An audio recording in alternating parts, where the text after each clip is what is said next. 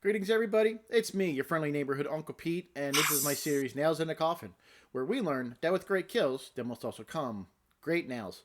I was looking back at all my videos, and last week's video on 2009's Friday the 13th was actually my 50th Nails in a Coffin video, and I think that's pretty cool since I started this channel at the end of September last year. And I want to thank everybody for who's been watching these videos. The fact that anybody, likes what I'm doing, really makes me feel great, so I want to thank you.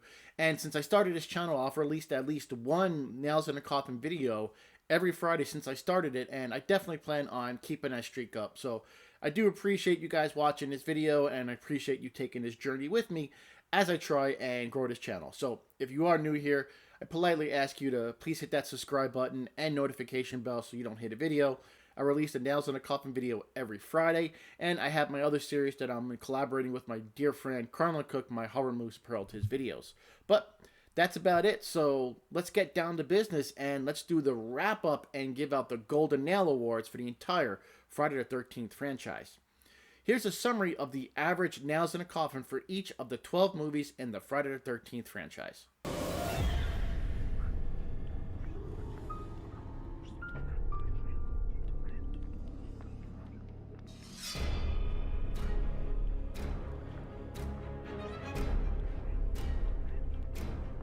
Looking at all these averages, you can see a lot of these movies are tied with other movies for having the same average. So, Friday the 13th Part 7, A New Blood, and Friday the 13th Part 8, Jason Takes Manhattan, are both currently tied with the lowest average of 1.6 nails. Breaking those down just a little bit further, I found out that the movie with the lowest average nails in a coffin, with an average of 1.56 nails, is Friday the 13th Part 7, The New Blood. There were no 3 or 4 nail victims in this entire movie. Lots of dumb decisions, like the first one with Tina's dad, where he was just standing on the dock as it was about to collapse. He had time to get off, but he was just standing there. And you had Maddie's death, where she only hid for a few seconds, not even waiting for Jason to leave the tool shed. And then at the end, you got Dr. Cruz's death, that he stopped running after a few seconds, and this jerk even caused Tina's mom to get killed because he was so stupid. And most of the kills in this movie were 2 nail kills with the typical Jason fashion of a surprise kill from behind. So Friday the 13th Part 7 had the lowest average nails in a coffin. And you can also see now that Friday the 13th Part 4 and the remake of Friday the 13th were tied with the highest average nails in a coffin with 2 nails. So, breaking those down just a little bit further, the movie with the highest average nails in a coffin with an average of 2.08 nails is Friday the 13th Part 4, The Final Chapter. There was only one nail kill, and I gave that to Jason at the end for being tricked into thinking he was looking at himself as a kid that was talking to him, saying, "Remember me?" Sorry, Jason, that was really bad. And we had 2 3-nail kills in this movie. One was Rob at the end. He went toe-to-toe with Jason in the basement. And I love his death, especially when he's screaming, "He's killing me, he's killing me."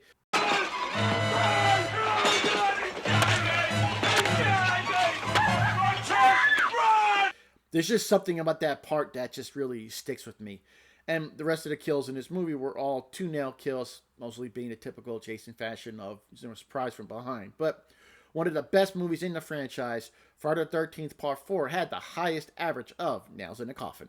I wanted to rank these movies from worst to best to see how I felt about them since they were all fresh in my head from the last few months.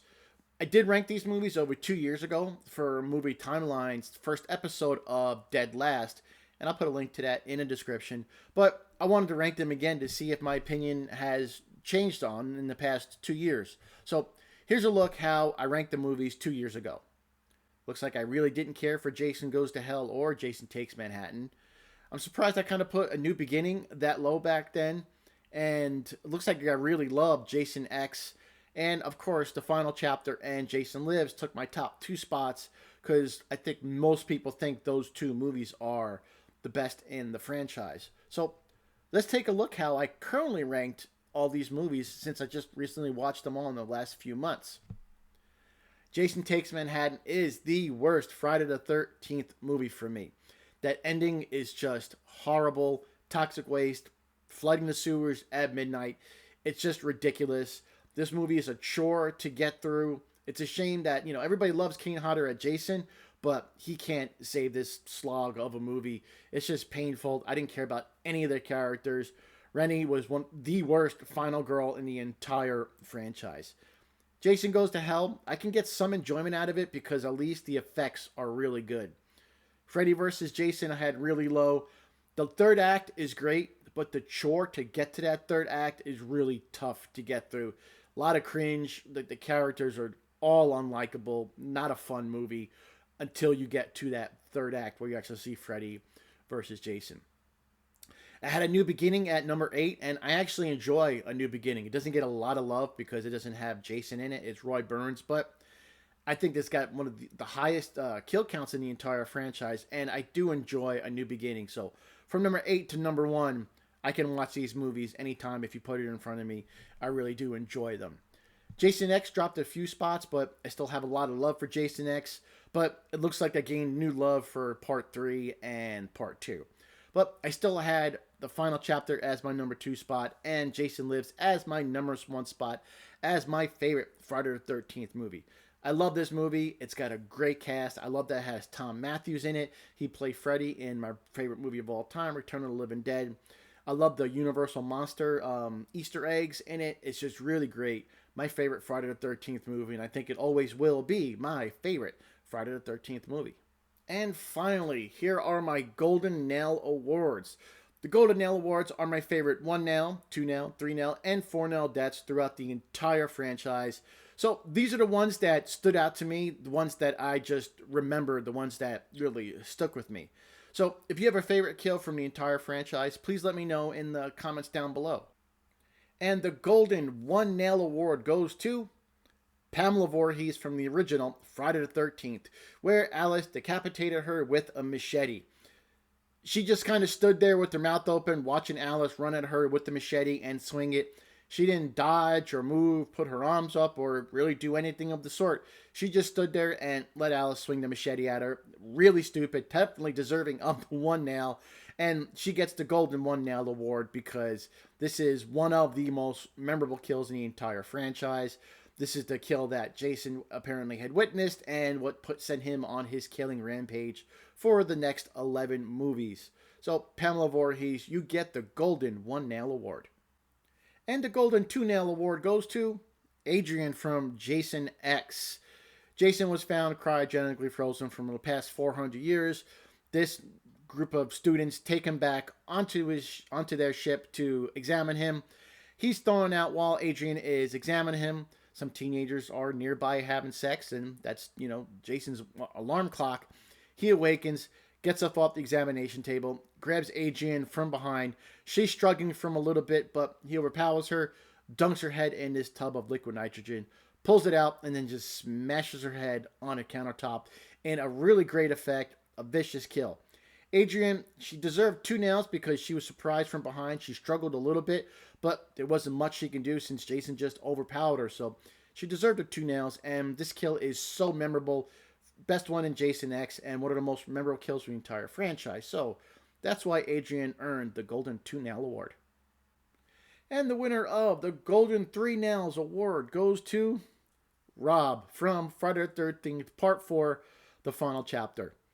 One of my favorite movies in the entire franchise, and this kill has always just really stuck with me. Rob, he's one of my favorite characters in the entire franchise. He saved Trish, he saved Tommy, he was a brave dude. He went toe-to-toe with this unkillable monster trying to save Trish and Tommy. And just the way he was screaming.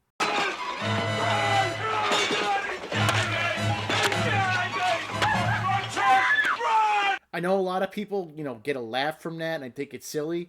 I think it has a really good impact, and I love the way they left it in the movie. I think it's great, and it's one of my favorite kills in the entire franchise. That was actually sad to see Rob get killed because I like that character so much. There were a lot of great 3-nail kills in the entire franchise, but I had to pick the one that sticks with me the most, and that's Rob from Friday the 13th, Part 4, the final chapter.